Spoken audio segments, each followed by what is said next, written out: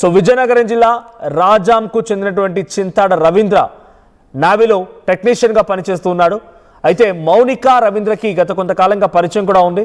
So నెల కిందట తన భార్య పుట్టింటికి వెళ్ళడంతోనే రవీంద్ర తన ప్రియురాల్ని ఫ్లాట్కి పిలిపించుకున్నాడు.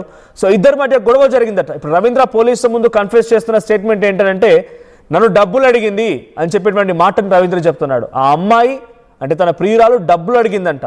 డబ్బులు అడగడం మూలంగానే నేను పదే పదే వేధిస్తుండడంతోనే, డబ్బులు కావాలని చెప్పి వేధిస్తుండడంతోనే నేను మౌనికని హతమార్చాను అని చెప్పి రవీంద్ర అంటున్నాడు.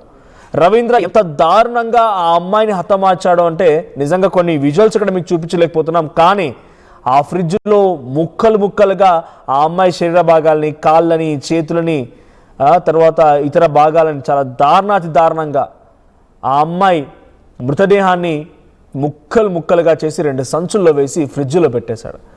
మనిషికి ఎంతలా సైకోయిజం ఉంటే, ఎంతలా క్రూరత్వమైనటువంటి మనసు ఉంటే, ఐడియాలజీ, కనీసం కొన్ని సందర్భాల్లో రక్తం చూస్తేనే మనం కళ్ళు తిరిగి పడిపోయే సిచ్యువేషన్లో నుంచి, చిన్న గాయం అంటే అమ్మో అమ్మో అని చెప్పేటువంటి ఆ సిచ్యువేషన్ నుంచి తను ప్రేమించి ప్రియురాల్ని ఇలా దారుణంగా ముక్కలు ముక్కలు చేయడం ఏంటి?